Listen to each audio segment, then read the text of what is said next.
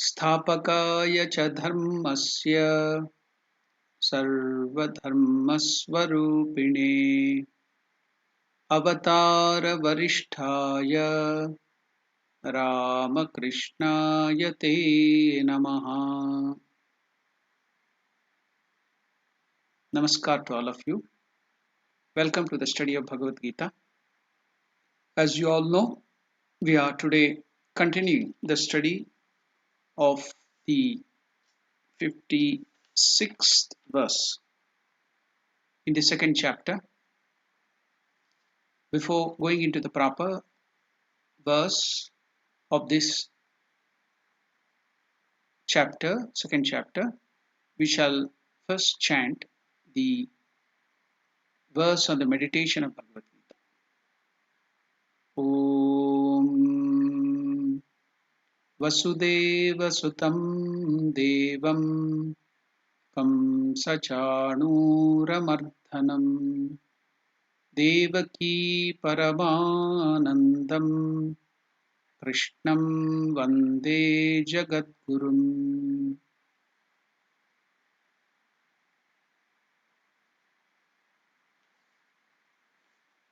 We shall now chant the 56th verse again. I think the verse will be displayed on the screen. You can look that and also look to the simple meaning on the screen. The Lord, Blessed Lord, is telling Arjuna the feature, the trait of a man of perfect wisdom, steady wisdom, or a realized soul.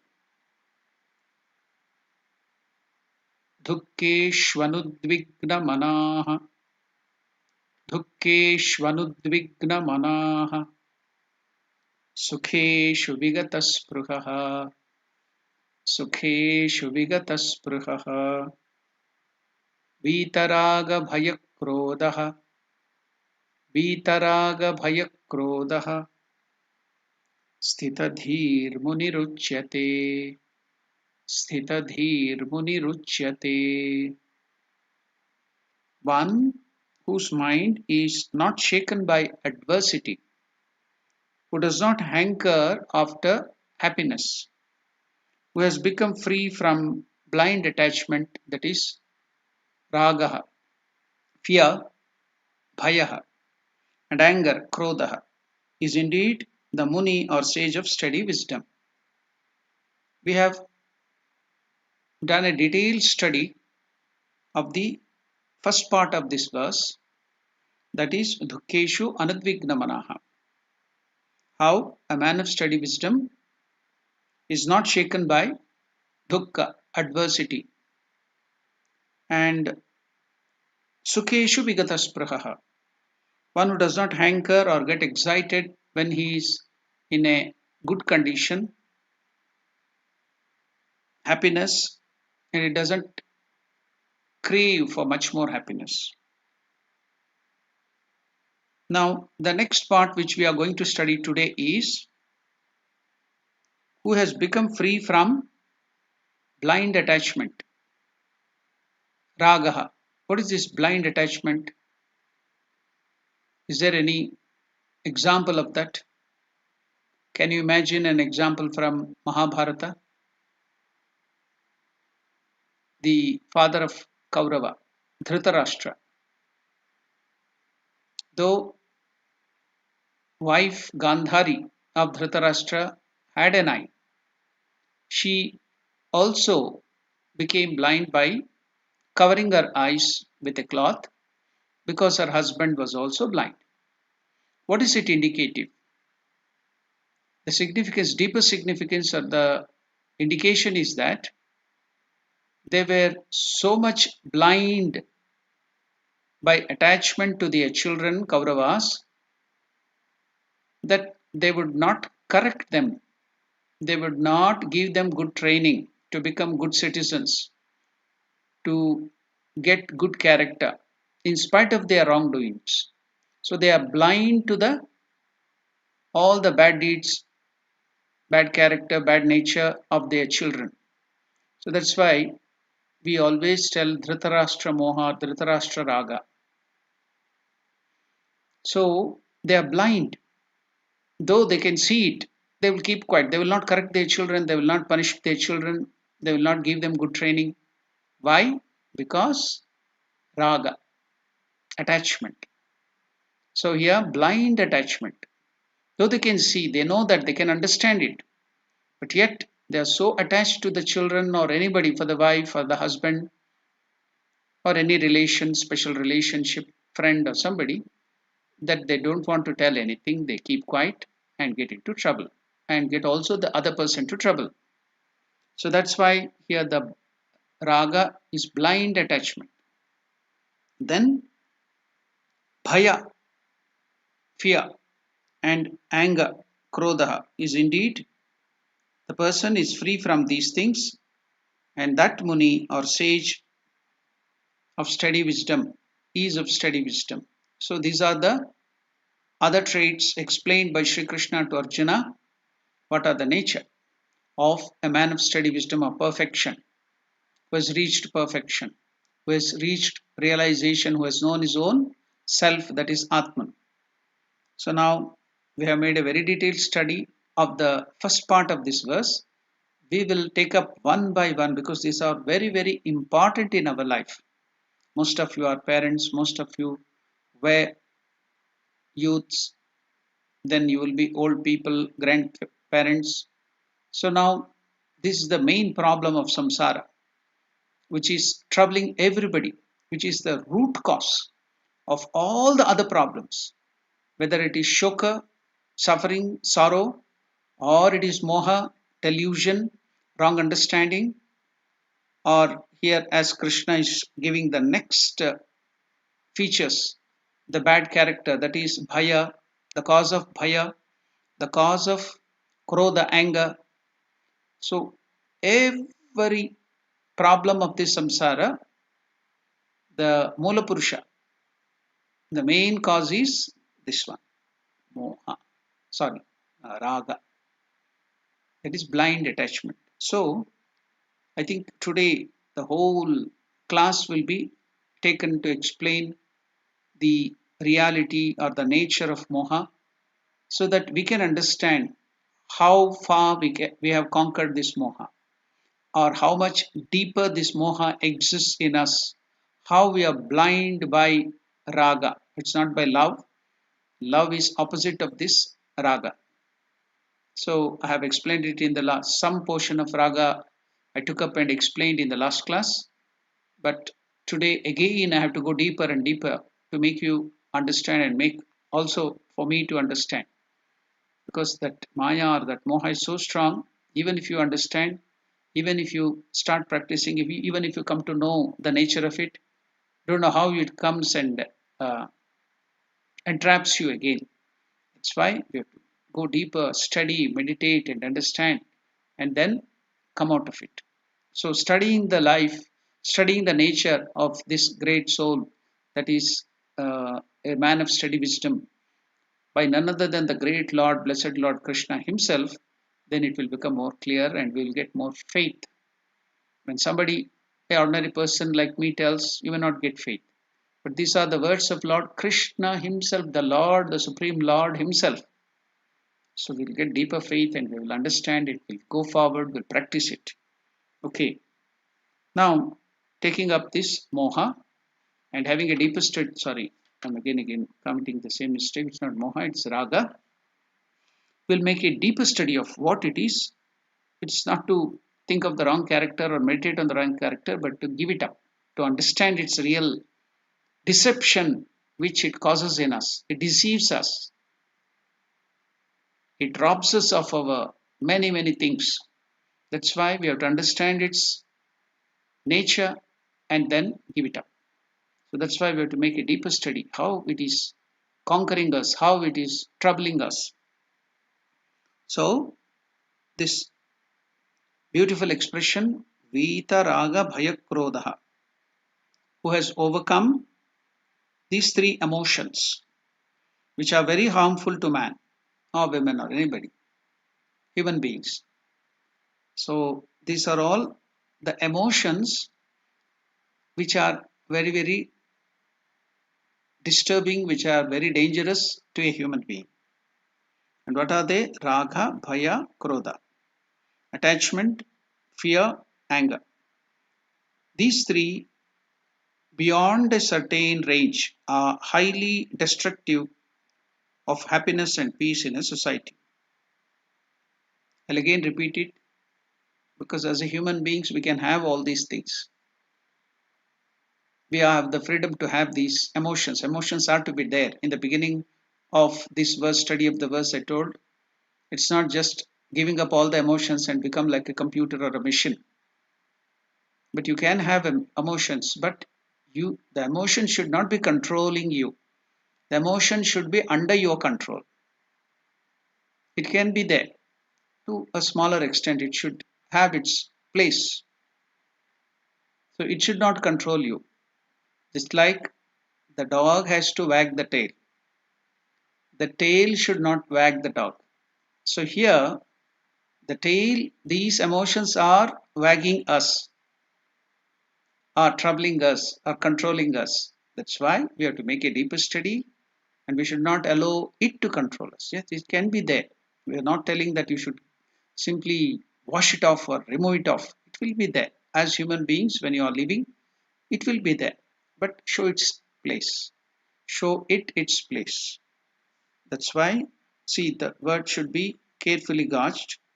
These three, beyond, that is raga, bhaya, krodha, or any emotions for that sake, beyond a certain range, are highly destructive of happiness and peace in a society. So, this giving up of raga, bhaya, krodha is again and expressed again and again in Bhagavad Gita. When we deal in the other fourth chapter, we shall be coming across this teaching more explicitly.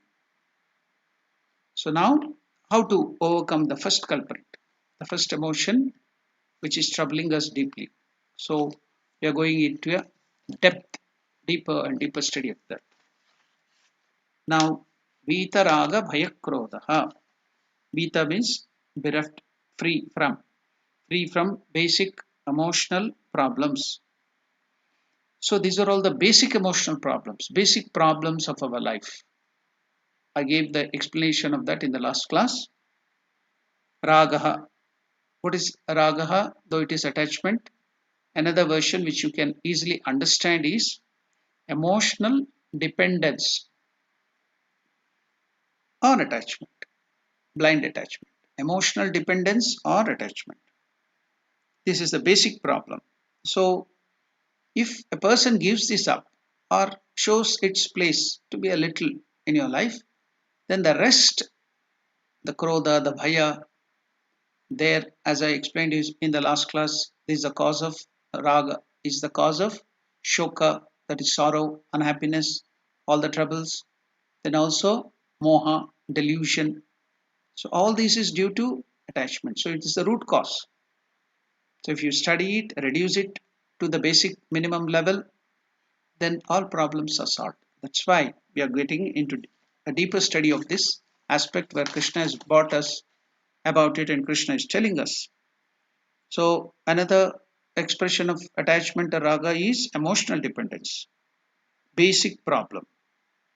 So if you remember that the samsara, the disease of samsara, transmigratory existence, these are the, if you reduce everything, all the emotions, it boils down to these three things.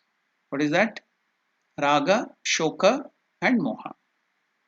So that is one expression or path by which this moha will take you, drag you. And now Krishna, there in the first chapter, he has told that. Now in this chapter, second chapter, he is showing us the other path by which this moha is dragging us. What is that? How is moha? There it took us to shoka. Arjuna was in shoka, melancholy, despondency, and that's why it is Arjuna Vishada Yoga. So moha took him to shoka and delusion. Raga took him to shoka and moha. Now Krishna is telling how Raga will take you to Bhaya and Krodha, and fear, anxiety, and all the things, depression. There it was depression, here it is fear and anger. So that's why it is called as the basic problem. And definition of samsara. It's the very definition of samsara. We, I think, remember raga, shoka, moha. So this Vedantic raga is attachment or emotional dependence. So a gnani, a man of realization, a man of steady wisdom is free from attachment. And that is raga. And when we say attachment free, it is not bereft of love. It is opposite. Attachment is opposite of love. So that's why don't confuse that he doesn't have this good trait, a good nature that is very much prescribed by Bhagavad Gita and all the scriptures telling you should have love. So you should not have attachment.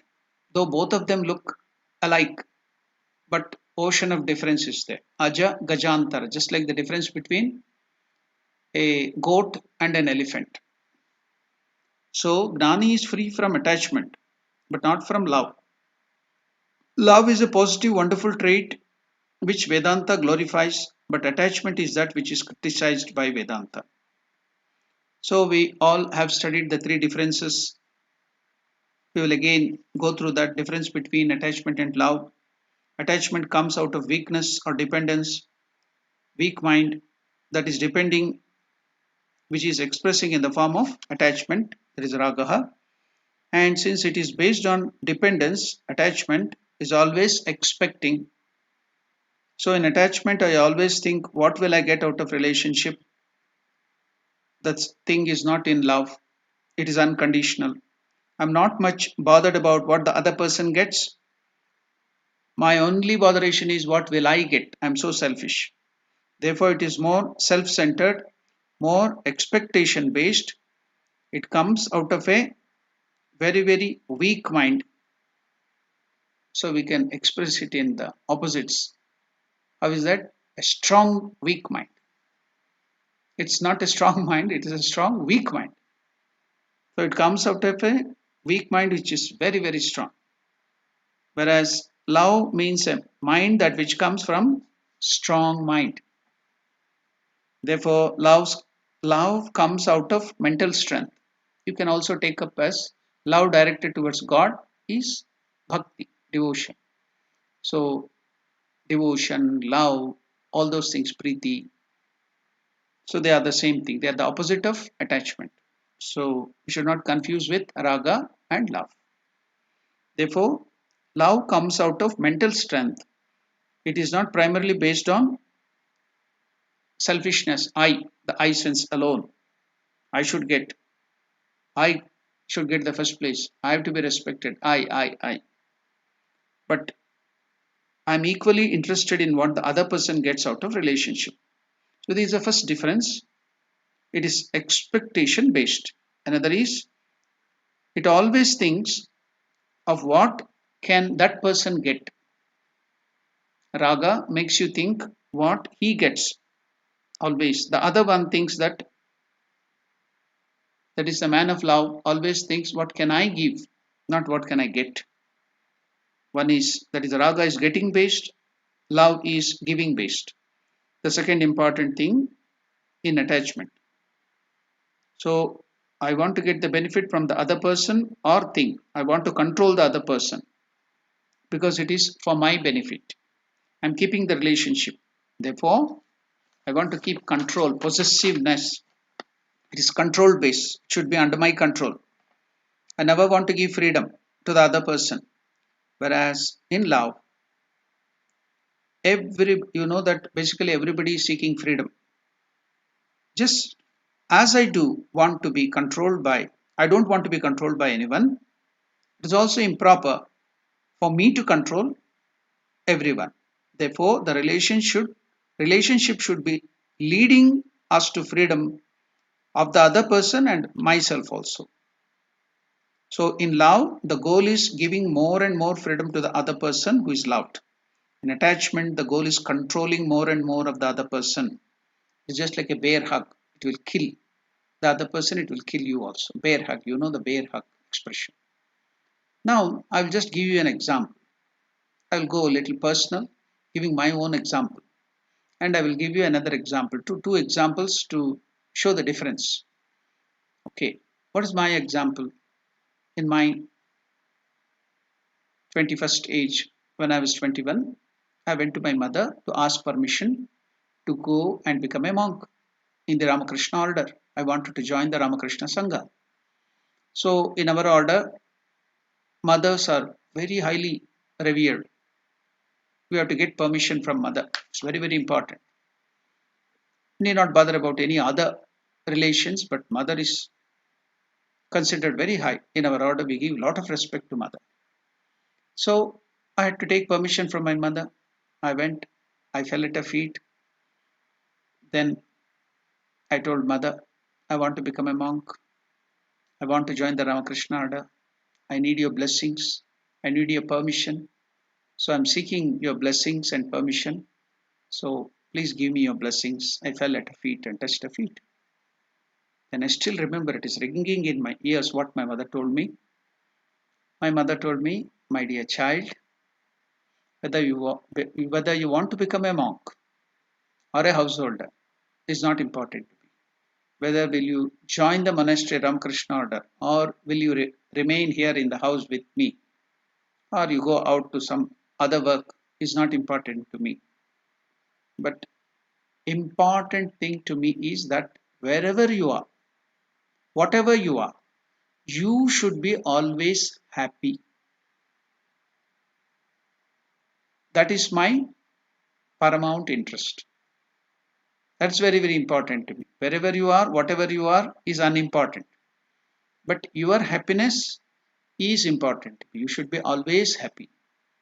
Whether you become a monk or a householder, whether you stay with me here in the house or anywhere outside or in the monastery, that's not important to me. For me, your happiness as my son is important. So be happy wherever you are. That is my blessing. I'm giving you my blessing. Go do whatever. You join the monastery and become a monk. So that was my mother's blessing to me. It is just ringing in my ears. Still, it's clear. So now we shall now make a comparison with another situation. I think after joining the monastery or the order, Sangha Ramakrishna Sangha, while I was going through a newspaper, I read a column, the main paper, that somewhere in North Karnataka, that was Dharwad or Bijapur in that area, the news column was there was one engineering student. Maybe he was 22 or 24, he was studying in his final year engineering. Then, as usual, as is own, he fell in love with a girl. She was from another caste, he is from another caste. Now he wanted to marry her, he seek the permission of the parents. The parents were very much upset, they refused. They told you can't marry, you have to marry in our own caste. She's from another caste, it doesn't do. You have to maintain the honor of our family. Then now they were in deep love and they couldn't withstand that breaking up. So they were planning to run away somewhere, escape and run away. It was a final year engineering. Now somehow the parents came to know of this. And what did they do? They locked up this boy. They chained him. It came in the newspaper. It's not a story, which I myself read in the main column newspaper. So maybe it was something like 1992 or something. That year 1991 or 1992. So they locked him up. Now the mother and father, mother especially, was so attached to the child, her son, grown-up child, grown-up son, final year engineering. He was chained. He was hands were chained. His legs were chained. So he was put in a room. The mother would go every day, feed him, bathe him, change his cloth, do all the service to him, everything from A to Z. Father also would do the same, but he would be always locked, not let, because if he is now let free, he will run away with that girl and they will lose the child.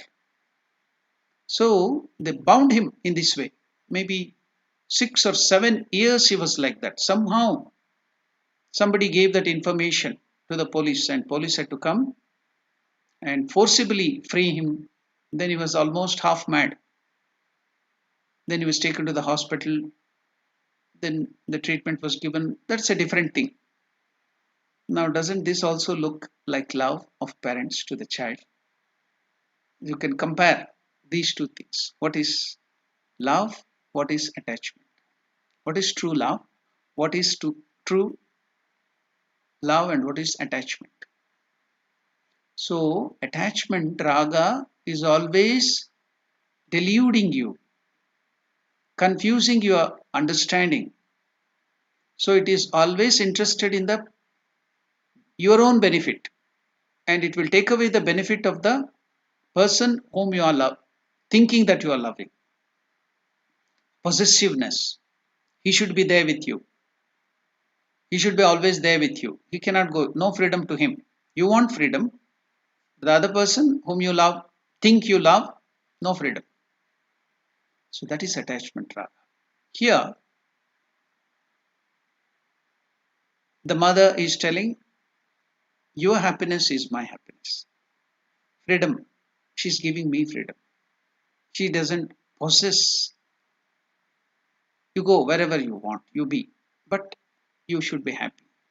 So real love, real happiness is in the happiness of others. Unconditional.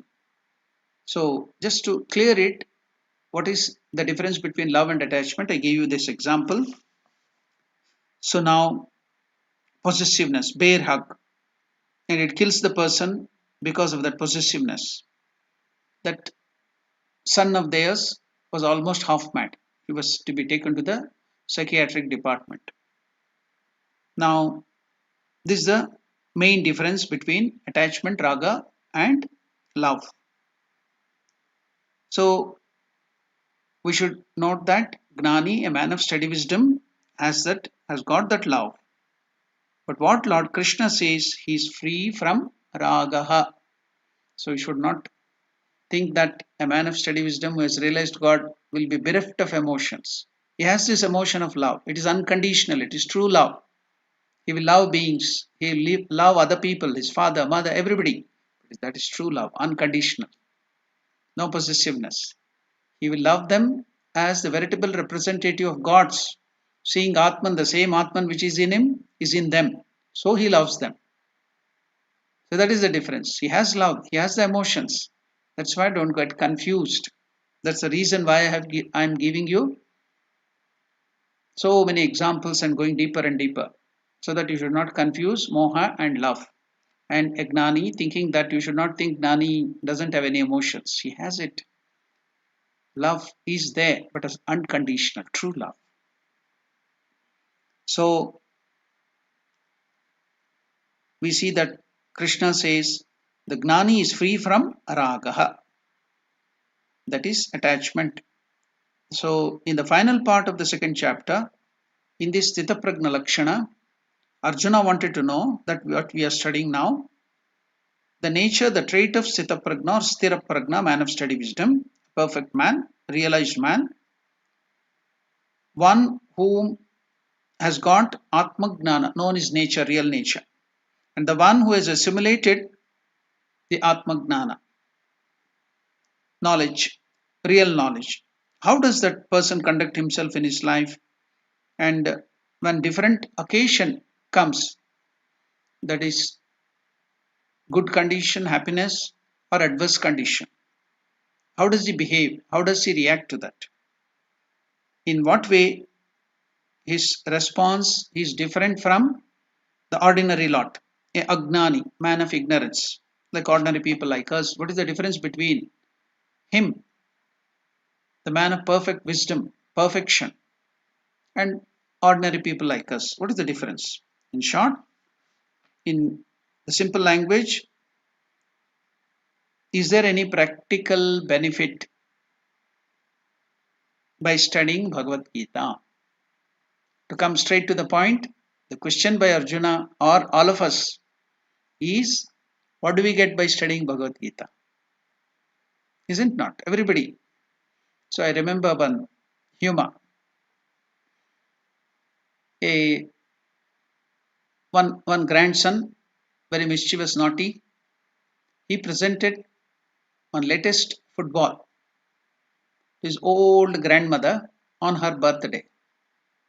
The sister of this naughty child asked him, "What is this? Are you foolish? Why are you presenting a football to the grandmother who is so old? What will she do with that?"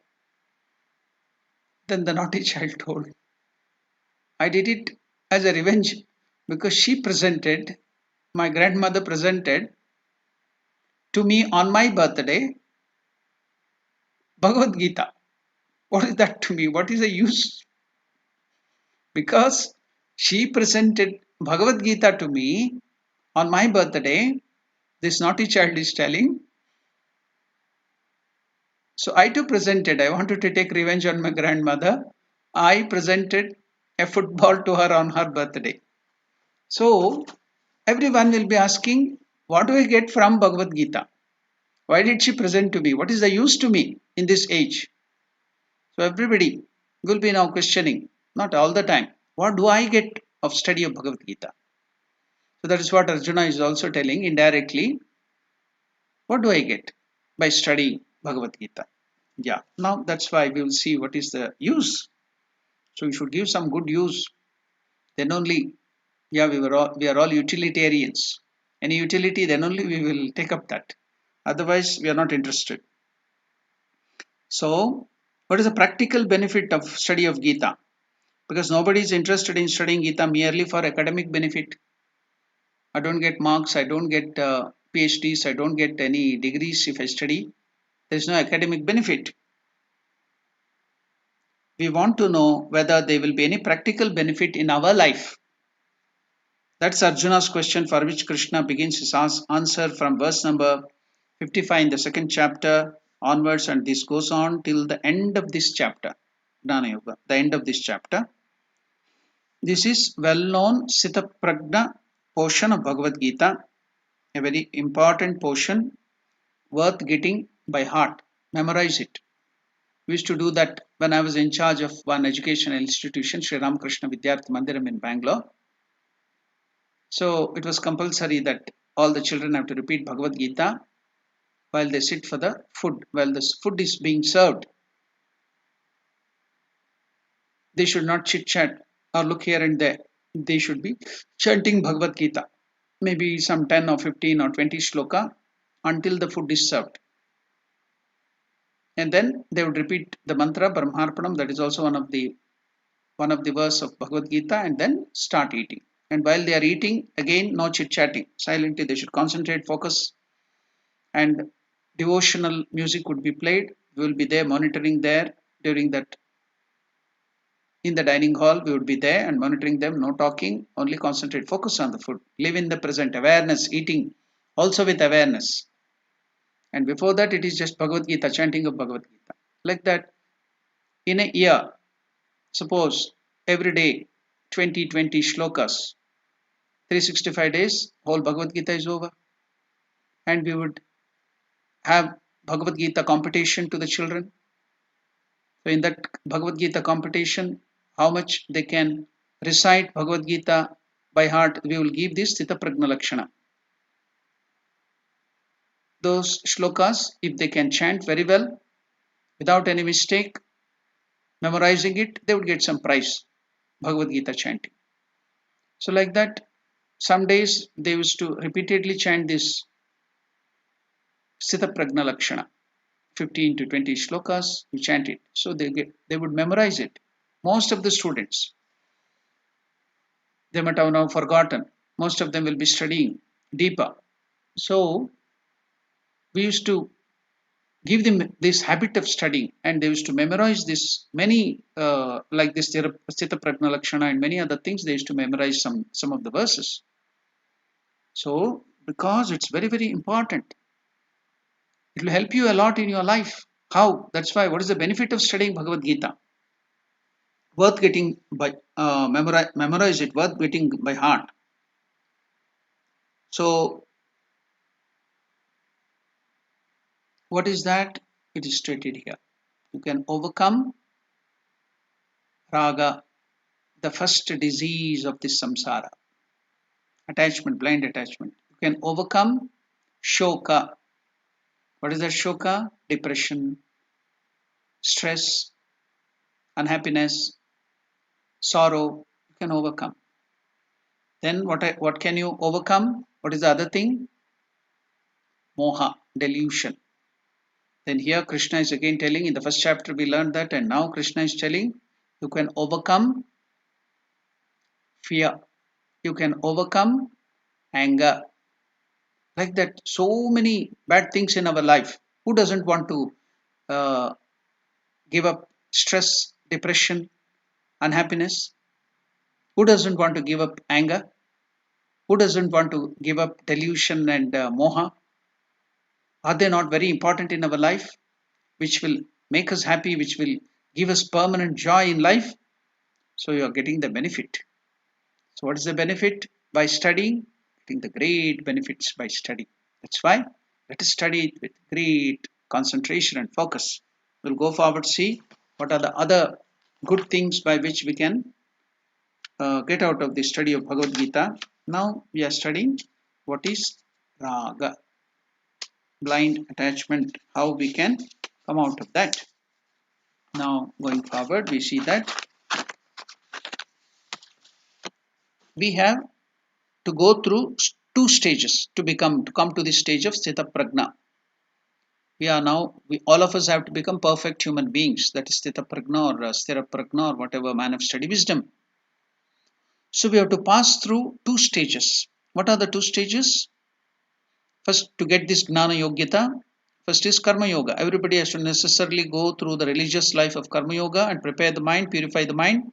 And the second stage is consistent and comprehensive study of the scriptures, which is what we are doing now. Karma Yoga, that is left to you to follow. I think next chapter we will be studying about Karma Yoga.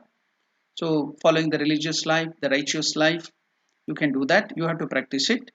But the second stage is studying the scriptures, going through the Gnana Yoga, Sankhya Yoga and the scriptures. So which we are doing now. We are taking the help of Krishna's teaching and going forward. So every seeker has to go through this stage to come to that level of perfection, which you can give up all these raga, shoka, moha, sorrow, anger, everything. So now this is technically known as Vedanta Shravana. In Vedanta, it's called as Shravana and Manana. Hearing all these good things and then meditating on that, thinking on that, about which we are going to elaborate in the some of the next chapters.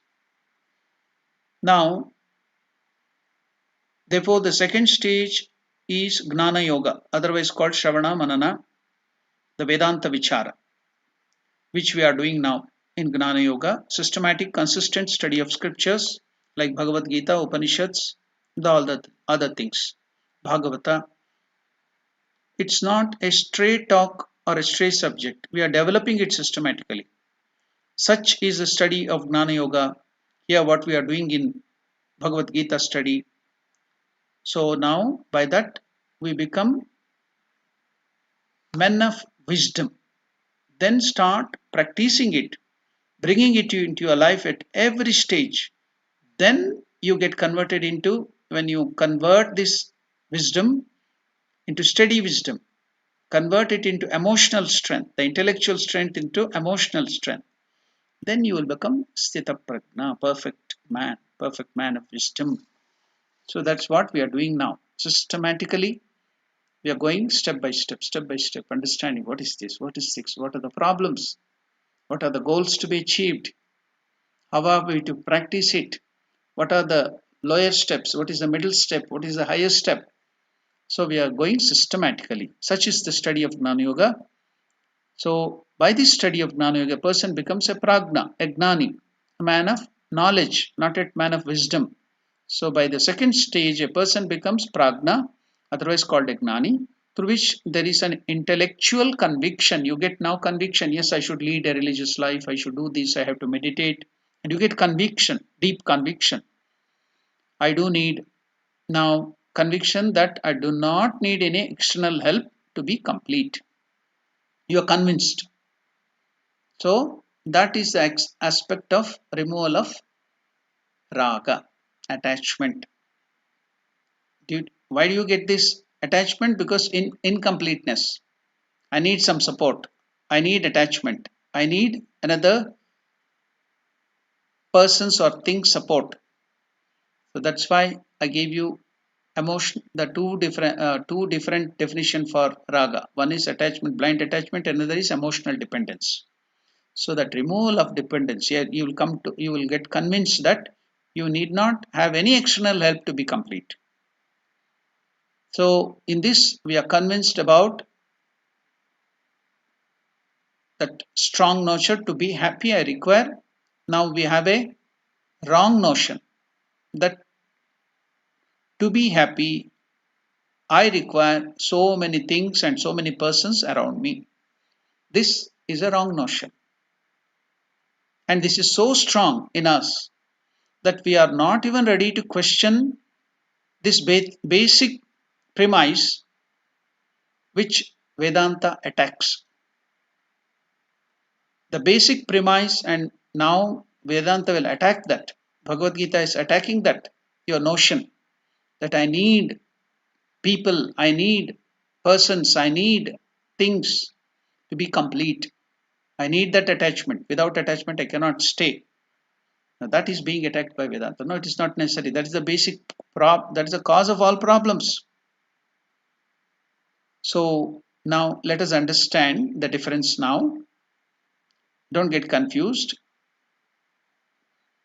Vedanta asks the question, do you really require things to be happy? I do require things for my survival. See the difference? Survival and to be happy. Security. Yeah, you need things, you need persons for your survival, but not for your happiness, for your security. So that is the difference. We should not mix up survival requirement and happiness. And if security requirement, survival requirements were identical, then all rich people who have got all the gadgets and so many things in their houses, all the highly educated people having so much of money, so much of power, so much of wealth, so much of people around them, they must have been the happiest people. In fact, many of the rich people and highly educated people are the people who are committing suicide and get into depression, who are getting into stress and going to more to the psychiatrist and having a lot of psychological and psychiatrical problems. Frustration. So from this, it is clear that we should not mix up survival requirements with happiness requirements. So now Vedanta is breaking up that notion. They have a notion that we require too many things to be happy. But systematic Vedantic study, we get intellectually convinced that we do not require anything to be secure, to be fulfilled, to be happy, to be fearless, to be anxiety free, and to be self sufficient. This is the intellectual transformation which is called cognitive change. It's a cognitive process which we call as intellectual conviction. So see how much of benefit we are getting from the study of Bhagavad Gita. Is it not very useful in our day-to-day life for a happy living in this world? So we get that in intellectual conviction.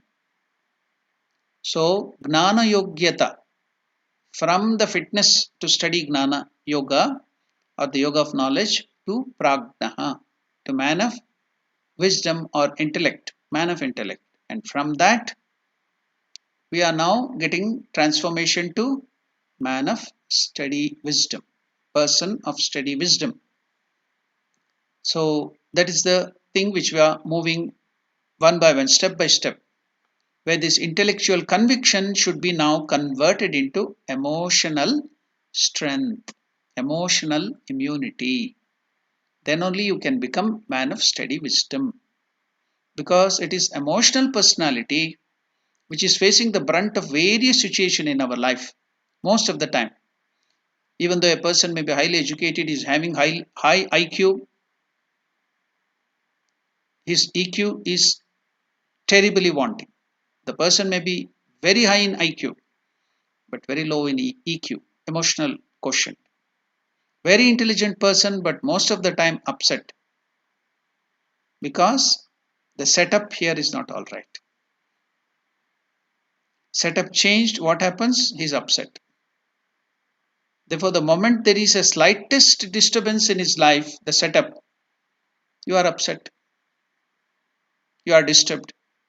So, now by studying Bhagavad Gita, by studying this Vedantic teaching, the Gnana Yogita, what is the strength you are getting? What is the benefit you are getting?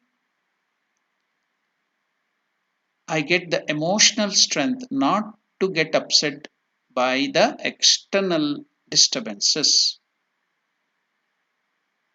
So, this conversion of intellectual conviction into emotional strength is called the process of nididhyasana. I think yesterday in the Vivek Chudamani class, we were studying about that. Nididhyasana, Shravana, Manana, Nididhyasana. These are all the three steps by which in the Vedanta we go step by step. So, here, how to get from Gnana Yogyata to Sthita Prajna Lakshana is Krishna telling us how a man of steady wisdom got this. The conversion of intellectual conviction into emotional strength is called the process of Nididhyasanam, which Krishna will talk about briefly in this chapter, and Lord Krishna will be elaborating it in the 6th chapter.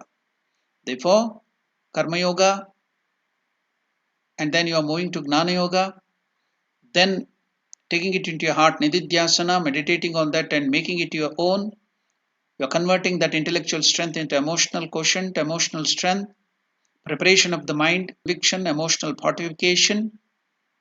And a person who has successfully gone through these three stages has gone from Gnana Yoga Prajna to Sthira Prajna, man of steady wisdom. How does he respond to situations, adversible or beneficial?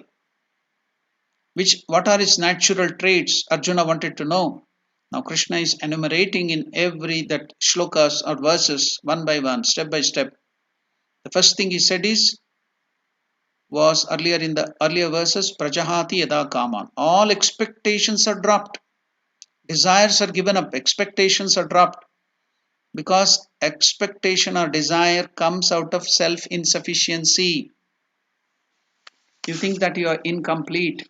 You are not sufficient. You do not know that you have infinite joy, infinite security, infinite peace in your own heart. You are the source of all those things. So that's why you feel that you are insecure. You need something, some person to fulfill. Then only comes this raga. That's why we are explaining how raga comes. Because of unfulfillment. You think you are not full. So that's why prajahati yada kaman. Give up all that expectation. Give up all that dependence, emotional dependence, which is raga. I look for a crutch. Why do I look for a crutch when I have both the legs? Because I think I have weakness in my legs and I cannot stand up on my own feet. Suppose you have to get up, then you need some people or a wall or a chair to get up. You take the help of that because you think that you are weak. Then what is to be done? You have to make your legs strong. your body is strong. Likewise, now, mentally, psychologically, we are feeling we are weak. We need somebody, we need something to be full, to be happy. Then the study of Bhagavad Gita gives you, especially the study of the nature of the trait or conduct of a man of steady wisdom. You can convert this intellectual strength, what you have studied, into emotional strength. You don't need any dependency. You need not, they do not, now people do not have enough strength, therefore I look for a wall. Therefore, every expectation comes out of an incomplete mind. A non self sufficient mind can be a Purna mind. Therefore, a Gnani is one who does not have expectation from anything or any being, a person or a thing. So, this is called Karma Tyaga. Sorry, it's not Karma, Kama Tyaga. Desire, Prajahati Yada Kama. This is the first trait of a natural trait of a Jivan Mukta, man of steady wisdom. And because of this natural trait, what difference do we find? Krishna himself tells, when the expectations are not fulfilled, I'm bound to get upset. So every expectation is a risky thing. That is, expectation is, we are coming to that, because of that we get raga. Dependence is a risky thing because every expectation is potential sorrow. A father expects that his son should be like this, his wife should be like this, or a wife expects that his son should be like that, his daughter should be like that, and the husband should be like that. I do not want, that person do not want anyone as they are, as he is, as the thing he is. They want everyone to behave as he wants, according to his whims and fancies. But what about myself? I will behave as I like. I want freedom. It's a wonderful philosophy, very bad. I do not want anybody else to expect anything from me because I want freedom. But as long as others are concerned, everything they do, getting up, doing things, doing that, doing this, everything, I have expectation. 1 millimeter difference from that, I'm terribly upset.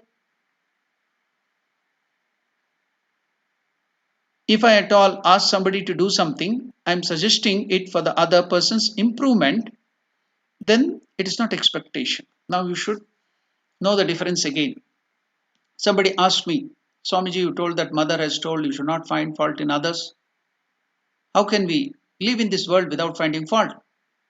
See, now you can see the difference. Yes, you can find fault. You can advise. You can tell them. But how? Now you'll understand this better now here. If at all I ask anybody to do something, if I'm suggesting it for to correct themselves, or if finding that fault and correcting them, if I'm suggesting it for other person's improvement, it's not wrong. It's not expectation. It is not fault finding. If I ask anyone to do something for other person's improvement, it is not binding, it is not expectation. But if I want somebody to do something so that I will be comfortable for my selfish gain, it is hooked and expectation. It is poisonous expectation. What is the difference between poisonous expectation and non poisonous expectation? It is a non poisonous one. If it is a non poisonous one, I suggest this is the mistake you have committed. If you do this, it is good for you. If you correct yourself, if you don't commit this way, if you don't work like this way, if you give up your mistake, then it is good for you. And if you do not do that, you have to be ready to face the consequences. You will face difficulties. That way of correcting person is non-poisonous expectation.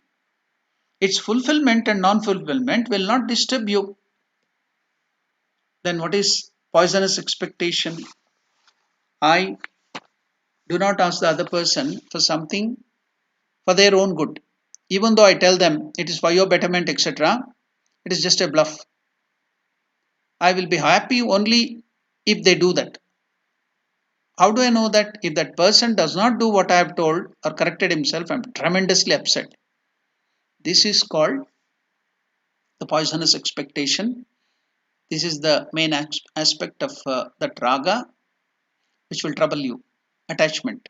expectation, self dependency, emotional dependence.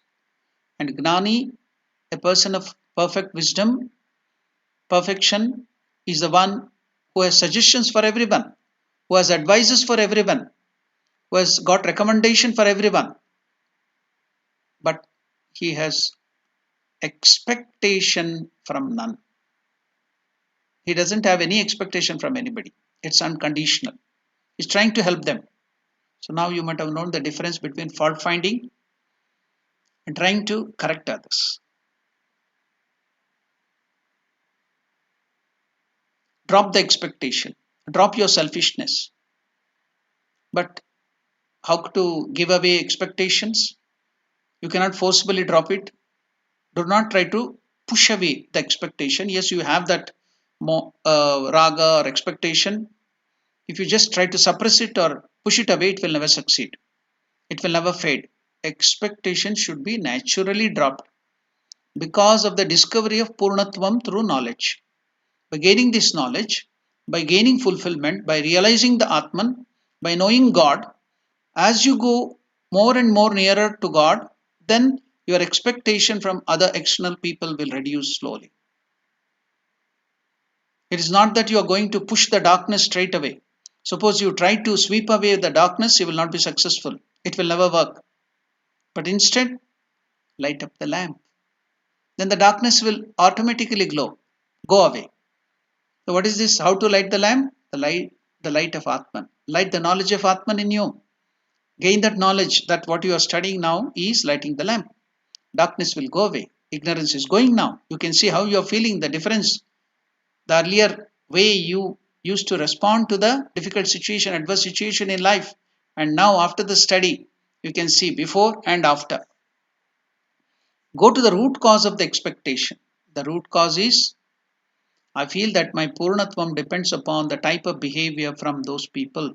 Therefore, self incompletement is the cause of expectation or raga. So, expectation is the root cause. Now, I think we are coming to the end of our time. We have studied a lot of thing about raga. It is emotional self dependency, then attachment. All these things we have come to have very threadbare discussion and understanding of it. To make clear about expectation, I will make it clear through one story. What is this? One aspect of raga, the basic root cause of raga, expectation, how troublesome it is, both for the person who creates expectation and also to the person who has that expectation. And what is that story? A beautiful story is there was one king who was coming into his palace. Outside the palace, at the gate, he saw a beggar in tatters, in rags, no food, no clothing. Winter was approaching. You know, winter, how severe it will be. It doesn't have any good winter clothings and no food, also, very less food. It's just on the streets. So the king felt very sympathetic towards that beggar. He asked, do you have winter clothing? No, sir. I'm living like this. How many years are you staying here like a beggar on that at the door? From 15 years, sir. Oh, my king, I'm living here for 15 years. No clothing. So he has seen so many 15 years of winter without good clothing. You might have died out of it for 15 years without in tatters and rags and very less food. He survived 15 years. The king felt very bad about it. He told, come into the palace. I will give you a lot of food. I will give you good clothing so that it will be beneficial to you. So he brought him inside. But he didn't take him to the palace. He made him to stay at the door of the palace. Brought him and went inside to bring him good clothing, good food and other things, wealth, so that he can survive the winter. When he went inside, ministers came. This brought so many problems of the kingdom. All the other ministers came. He started talking to them. It was very serious matter. While talking, he forgot about the beggar there outside waiting for him. So it was late night. Lot of consultation between the ministers, then his own family problems, so many things he was started dealing about it, completely forgot about this beggar. Then that night, he the whole night he forgot. Morning he got up, he did the work. Then at about 10 o'clock, he remembered, oh, last night I brought that beggar to the door of my palace and I forgot. I had to give him food, I had to give him good clothing. Then he came out and saw the beggar was dead. He was surprised, what is this? He brought all the ministers and showed, see, this beggar had survived 15 years without proper clothing, winter clothing. He was in tatters, he was in rags. He had no food. But now he has survived, he didn't die. But today, now I bought him, I will give him food and I will give him good clothing. Just one night, he's dead. What is this? Minister, can you explain? The intelligent ministers told. All the 15 years when he was there, he didn't have food, he didn't have clothing. He survived all the winter, cold winter, maybe 0 degree, because he didn't have any expectation. But now, oh Lord, you created expectation in that person. The beggar thought the king will give me clothing, so he was preparing, expecting the cold, how he can survive the cold, and he will give food and he will wealth. So with that expectation, he couldn't, because of the expectation, he couldn't survive one night, he died. So expectation will kill you. Do not expect people, accept people as they are. Accept things as they are, not as what they should be according to you. It will kill you. It will kill you. It will kill the other person too. Or else if you create expectation in other people thinking that you will look after them, you will do all those things, emotional dependence, then you will be killing them too. So it will kill you. It's death, sure death. That's why raga is so dangerous. Expectation will kill you. So we have come to a very crucial state of knowing this nature of raga, which will be very helpful. We have to give that up. You should have that emotion only to a certain range where it will not trouble you. Emotion will not destroy you. It will not kill you. So in the next class, we will take up the next aspect. Maybe we have to explain about this raga a little more. Then we will go to the next emotion, that is bhaya, then krodha. So maybe we have to study, we may take another 2 classes to study all these things. So vita raga bhaya krodha sthitadir muniruchyate. So moha will go, attachment, which is the main culprit, then anger will go, then bhaya, fear will go, sorrow, another this thing of this great moha, the raga is shoka, depression will go, sorrow will go, then moha, delusion will go. So many benefits. So let us do the study in the next class. Until then, we will take leave. Thank you. Namaskar to all of you. We will close this class by the one of the mantra on the meditation of Bhagavad Gita. Om Mukam Karoti Vachalam Pangum Langhayate Girim Yatkrupatamaham Vande Paramanandamadhavam. Om Shanti Shanti Shanti Harihi Om Tat Sat. Shri Ramakrishna Arpanamastu.